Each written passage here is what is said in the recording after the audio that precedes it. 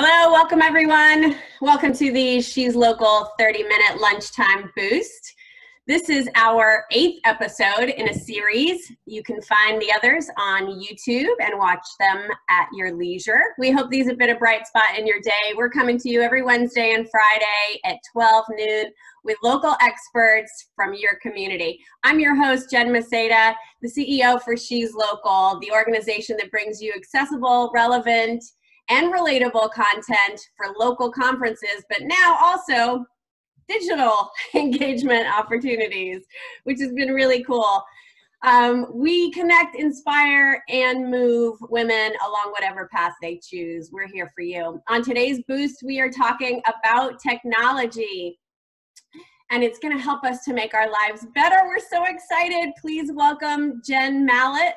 She's the CEO of Level Up Your Home and a proclaimed technology geek. I love that. Level Up Your Home specializes in helping take the guesswork out of home technology. And congratulations to you and your team, Jen, because last week the Boston Business Journal ranked again for the 3rd year in a row, Level Up, as number 25 on the list of top LGBT-owned businesses in Massachusetts. Congratulations. Yay! Thanks for joining us. Thank you. We're super psyched. Tell us how we can improve our experience in our home right now with some really cool technology. Great. Happy to be here and help. So that's like an overwhelming question to a lot, right? Because technology can be complicated, but I'm happy to share with you guys some quick tips. And right now, really, technology can either help or hurt you, right? We're exposed to technology, our kids are exposed to technology. So I'll give you some tips on how to incorporate in a way that's healthy. And so there's really 3 areas. One is that, technology can help our health right now. And especially as we look at what's happening with COVID, I'm going to share some very specific examples. One is that that can happen right now and that are not expensive too. I want to give you guys something that's implementable right away, not complicated, and affordable. So the first thing is really, there's no need to be touching light switches anymore, right? So we've all been looking at disinfecting our houses from top to bottom. We are in the age of disinfecting our groceries when they come in, right? Our hands are raw from it. One of the things that you guys can do that is really going to help with exposure for you and your family is really just to take light switches off the table. There is no reason right now that you can't replace most of the lighting in your house with smart light bulbs, and it's inexpensive. I brought actually one with me. I don't know if I can show, but this is what's called a C by GE bulb. You can get it at a Home Depot, a Lowe's, anywhere online. It's made by General Electric. A set of 3 of these is under $30 and can connect to your Wi-Fi network. And all of a sudden you can say, hey, Alexa, hey, Google. I'm trying not to turn on my whole house right now. Lights are on, lights are off, right? So that's fantastic. Then you are not touching as many light switches. Kids adopt this at such a high rate. They love being able to boss around their house. So that's one area that really can be implemented short term. Now, faucets and other things, that's available. Solar has a great line of products. They're more on the expensive side, but as you remodel your house, or let's say you're building a new home, one of the things you want to think about is putting touchless faucets in place. They've been around for a long time, but they're just kind of meeting the market and being more affordable to people. So, our houses, in 5 years from now, as they're built, they will be mostly touchless, access controlled through voice, and scenes also. You don't have to talk to your house. Your house can just do things based on time of the day or things that you want to have happen. So this COVID situation has driven an increased adoption in these areas, because now it was more of a nice to have before, it's convenience.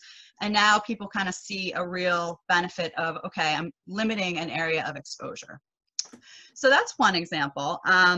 A second example where technology can help you instead of hurt you really is around making sure that you're supporting your workspace, right? So we're all on a Zoom. Has anyone been on a laggy Zoom call? Yeah, just about everybody. You got kids zooming, you're zooming. It's like, it's the worst. So what you want to do is a lot of the cable company issued routers, not all of them are bad, but you need to make sure that it's make sure it's within a few years old, one, because the technology has come so far in the last couple of years. So that's an easy thing to do. And internet service providers sometimes proactively reach out and tell you you need a router, a new one, and sometimes they just wait until the last minute. So be proactive there. That router piece in your house and an access point here or there, that is a great place to invest right now for a few $100s. And that is the foundation of your home now, right? You've got concrete, that's the foundation of your physical home.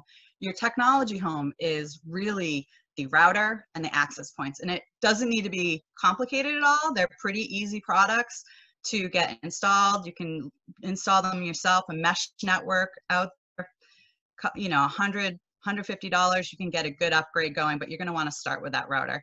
The other portion of that is technology and kids, right? So one of the things we've done in our house, and I don't know how many people have children who are being homeschooled. Yeah, that's fun, right? Like working, running a company, you know, holy smokes. You know, is to incorporate things that are fun in their workspaces. So one of the things we've done is we've incorporated some fun, smart lighting. And I will see if I can, let me see if I can show you just this right behind me. Wow. Is this okay, Jen? I'm going to kind of show it. So can you guys see behind me right here? Let's see. Yeah. Can you see right here? Yep. I forgot everyone's on mute. Yeah. I was like, can you hear me? Too. These are called nano leaves, and this is Jack's Corner. So this product right here, you can touch it. It's got all sorts of different color schemes to it, and it works with music, which they love too. So my 9-year-old son, you know, getting him kind of like engaged in his Zoom with his teacher and his work environment. This little piece of lighting, which again, everything I'm talking about is like under $200. It's called Nano Leaf. Again, you can get it like a Home Depot, a Best Buy online. And that's been a huge win in our family because he gets to have his Zoom meetings with cool lighting in the back. He records his video presentations to his teacher with cool lighting in the back. So that's one place where, you know, all of this change has driven so much change for our kids, right? And there's some anxiety around it. So you can use technology like this to help them create a welcoming place that's fun, and allows them to kind of transition to this, you know, schooling from home situation. So those are kind of some easy things you can do. Then I want to stop before I keep talking because I could just keep You're doing going. Great. These are great resources. You're doing awesome. Let me ask you. Want me to just keep going? Yeah, well, I want to ask about engaging socially. We've talked a lot about that on some of the boosts. So how can technology help us with continuing our relationships and engaging socially in a way that keeps us elevated and gives us hope? Yeah, I think that's a great question. And, you know, what we've seen a lot, obviously everyone's been part of like Zoom social hours, or they call them Zardies, right? Like their Zoom parties. Again, if you've got a good, you know, network, then that's a great thing to do. A lot of people are playing virtual games as well. So they're taking their phone games and literally playing Cards Against Humanity virtually, things like that, to allow kind of increased social connection. We think that, you know, there is, and what we've seen really is that there is a larger push to really kind of the concept of cocooning, which many people have probably heard. That coin was termed in the 80s. I can't remember the woman who coined it, but We saw it after 9/11. We saw it after our last recession. And really what that means is like when you're home, your home becomes your sanctuary. And things that really help in terms of technology in your home, one of the biggest things is really music. So we've seen a lot of interest in increasing Wi-Fi music throughout the home. Outdoors is now your new vacation spot. You didn't realize that like Belize is actually your porch if you have one, right? Or your patio. So we're seeing a lot of people nesting and investing in technology products in that area, whether it be lighting or particularly audio, so that they can, when they're spending time with their family or their loved one, they're able to enjoy that music outside. Kids can pick their own music pieces, right? And tell Sonos or whatever platform, or Bose, whatever platform it is, what sort of music to play, so that they can kind of create a vacation in their backyard or in their home. That's smart. That's really smart. You know, we talked a little bit yesterday about wellness and the impact of technology. That's one way that you mentioned there. What about scents? And you mentioned music. Yeah. What else would really be helpful? Yeah, so I've particularly become passionate on this topic in the last year. I went to New York City and I saw a fantastic presentation between architects, interior designers, and technologists around something called biophilia, which is called the love of nature, basically. And so technology can support that, and there's a lot of wellness tied to that. So as human beings, we have spent thousands and thousands of years outside, right? Totally outside. We didn't have houses, maybe we were in huts. We didn't have artificial lighting. We didn't have artificial temperature. So a lot of the research shows that our hormones and how we operate in our health really is tied to nature and the outdoors. So I'll give you a great example. If you are familiar with lighting, lighting is measured in temperature called Kelvin. And during certain times of day, we are supposed to be exposed to certain temperatures of light. So sunrise, high noon, and sunset all have a different temperature color. And if you are looking at blue lights all day, right, one, you're kind of fatiguing. Now, during the middle of the day, that's okay, because blue light during the middle of the day increases productivity. At night, you want to have warmer lighting. And that's really important because your pineal gland triggers melatonin, right? Does anyone take melatonin as a supplement to sleep? We're actually, supposed to naturally produce that with the right body temperature and lighting temperature. So I brought this bulb, which I showed earlier. Again, this is a $25 bulb. One of the things you can do for a set of 3, one of the things you can do is just put these in your bedroom and have it trigger warm lighting starting at 5 or 6 o'clock. I promise you, you will sleep better.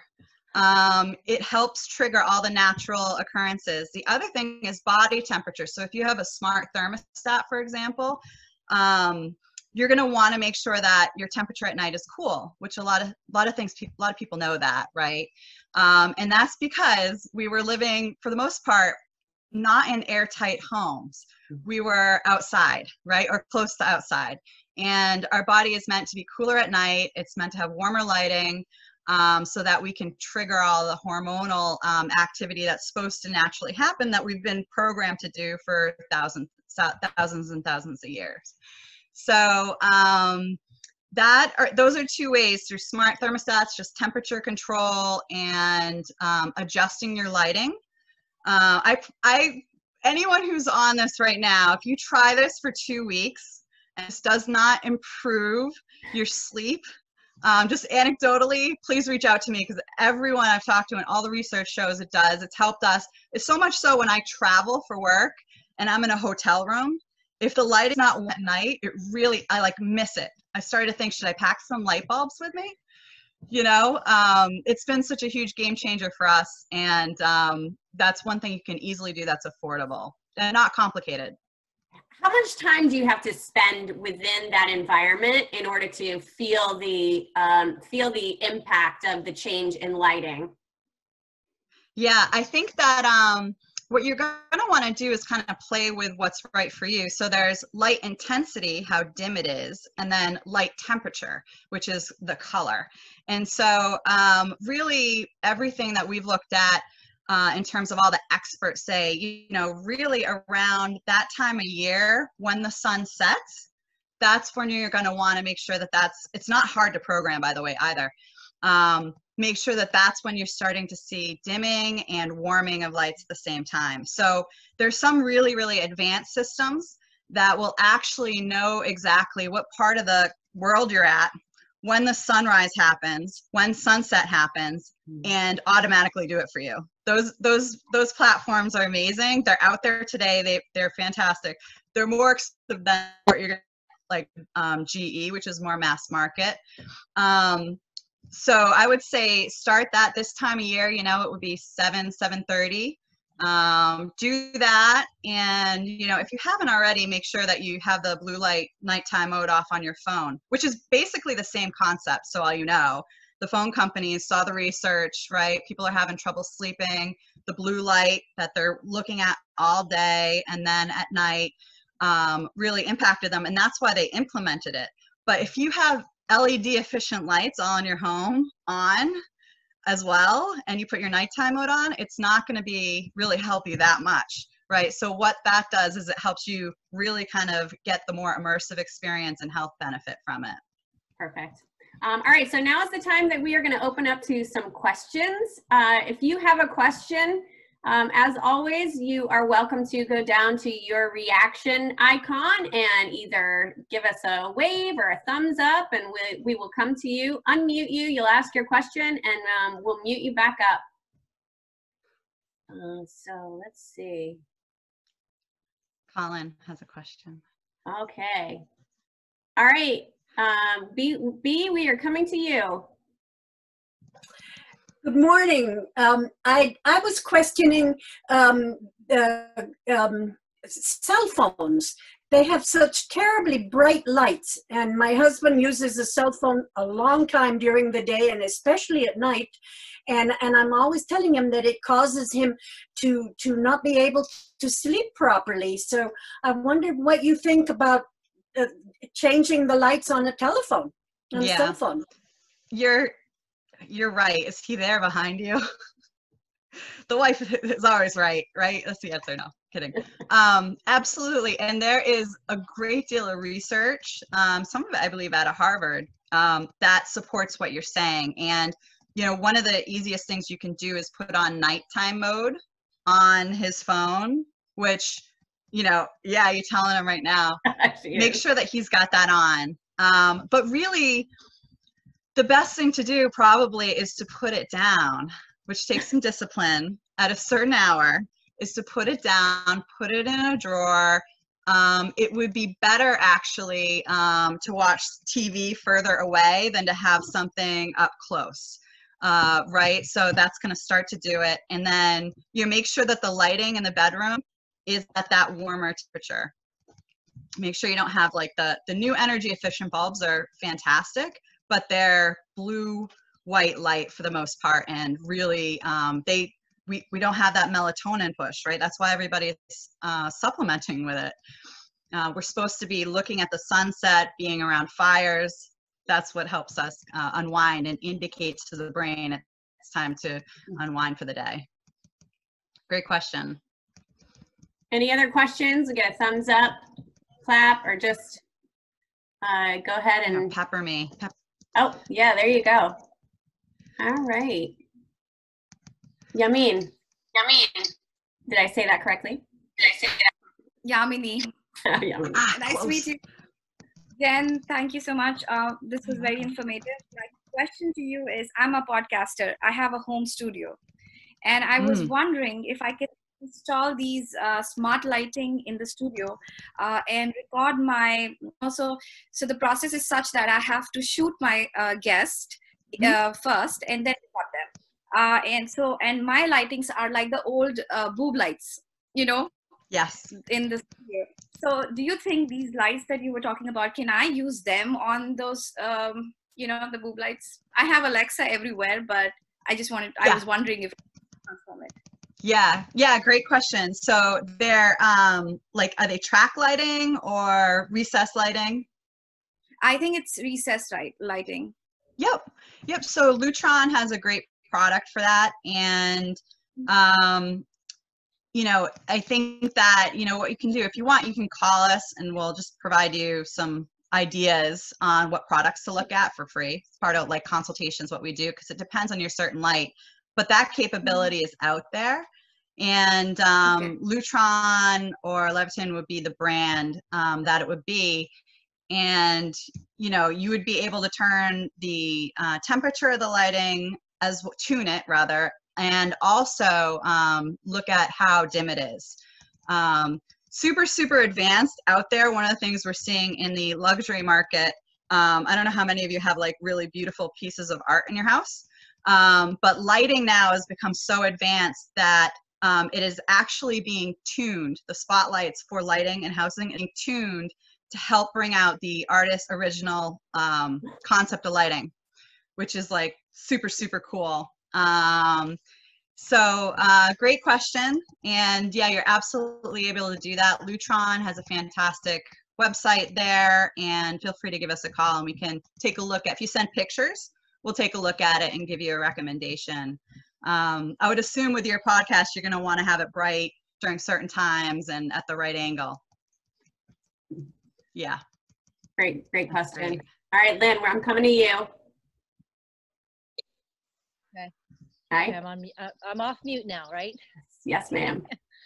So my question is, now that I'm home and I'm doing this Zooming and streaming, and my kids are home and they're doing everything, and my husband's home working, our internet does go down quite a bit. I just usually have to refresh. You mentioned the routers as being the case.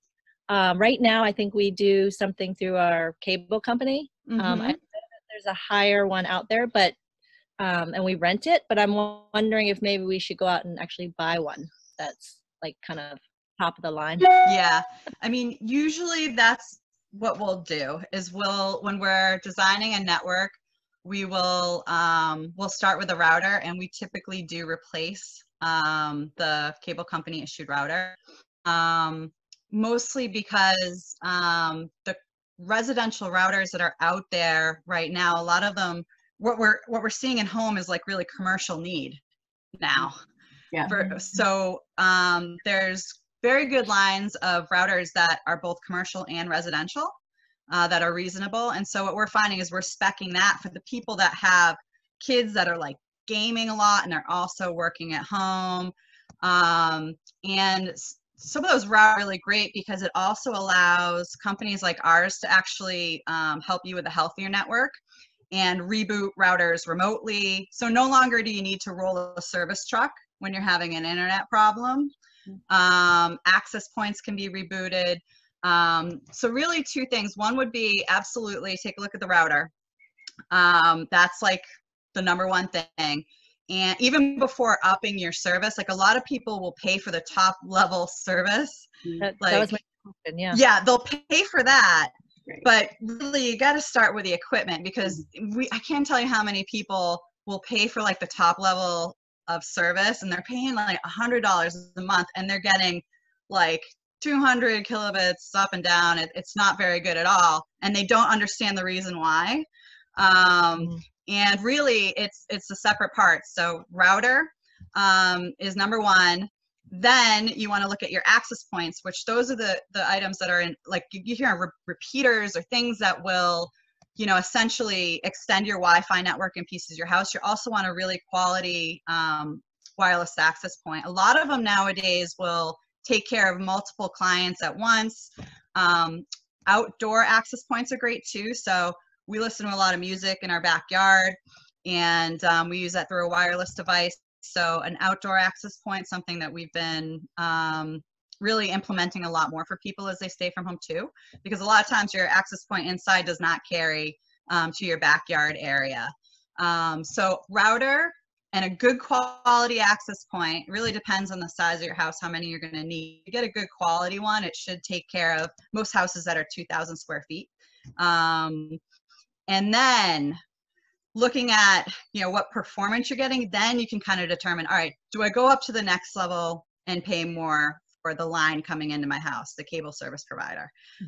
So I would say recommend start with the equipment, see how your performance improves, and then from there determine whether or not you need to get additional service levels from your internet service provider. Okay, thank you. You're welcome. It's important. It really is the foundation now, is the Wi-Fi network. It's a frustrating point for many people in the house, so it's a good time to kind of make sure that that's secure and solid in terms of your hardware. Any other questions? We have a few minutes left. I can wing some things if people have questions. Yeah, go for it. Yeah, tell us about some trends that are coming up too. Yeah, so we're seeing a lot in the really telehealth area, right? Telework, telehealth, figuring out, your doctor's appointments now through what's happening here, right? What I can tell you is that there's so many advancements in terms of being able to take your blood pressure, sensors located in your home that can detect your heart rate. So those products actually have been in development for the last several years, and a lot of that stuff is being fast-tracked given what's happening right now. So that's one. The second is if you have older parents or older generations in assisted living facilities or nursing homes, there's a lot of focus now to try to figure out, okay, we cannot visit these people. They're already in a position where loneliness is and depression and mental health is already a factor, right? So some of the things that really are going to happen is figuring out how do we use large screen technologies to be able to call in to our loved ones and be able to give them big audio and visual experiences, because some of them can't see well, some of them can't hear well, right? So we have to think of both of those kind of like senses to be able to connect with them and engage with them while they're there, both on the family and friends perspective as well as on the health perspective. How do doctors also be able to check in on these patients in these assisted living facilities and nursing homes? So that's all really has been talked about for a long time, but it's being accelerated. And it's really exciting. So as much as there's stuff happening that's not that great, in the technology space, there's that are being accelerated. They're very exciting, that are going to just improve multiple generations of lives, I think. Yeah, that's fantastic. Definitely a silver lining in all this. It is. It is for sure. One thing I'll mention if I've got time is if you don't already have, anyone have like a video doorbell? No? So you got one, Jen? Yeah. So it's amazing to me, like, here's an example of one. This happens to be a Ring product, but Google has a product, a bunch of great products out there. That is another product that's under $200 that is fantastic. And that just allows you to answer your door remotely. So if you have Grubhub or DoorDash or a service provider coming to your house, it's still amazing to me that people are coming to homes without masks. Like, we had quotes for our house to be painted. And I gotta tell you, 4 out of 5 companies that came did not wear masks, which was amazing to me. So it's great to be able to talk to somebody through your doorbell in a way to say, you don't have to answer your door. And that's just great from an exposure level. Very easy to install for the most part, works with existing doorbell wiring. And that's a fantastic look at. That's very solid technology wise now. It used to be super new 4 years ago, but they worked out a lot of the kinks. It's fantastic. Yeah, it works great for us. Do you like yours, Jen? Yes. We have one on every door. Yep. Yep. We're going to start using them inside too, so I don't have to answer the door for the kids. Nice. All right, Jen, thank you so much for being here. We're really grateful for all your guys. tricks, all the resources that you shared. please reach out to Jen if you have more questions. She's a phenomenal leader in our community, and we're grateful that you shared some time with us today. Everyone, please, if you have a chance, reach out to us and let us know what topics you would be interested in. We are scheduling through June. There's some really fun ones that are coming up again next week, so we hope that you join us again. If you missed one, go to our YouTube channel. Please subscribe. We're actually up to 40 subscribers. Wow. We were at 5, so yay. I'll go subscribe. That's great. Yay us. This has been phenomenal. Everybody have a wonderful weekend. We will see you again next week. Thank you again, Jen. Thank you, guys. Take care.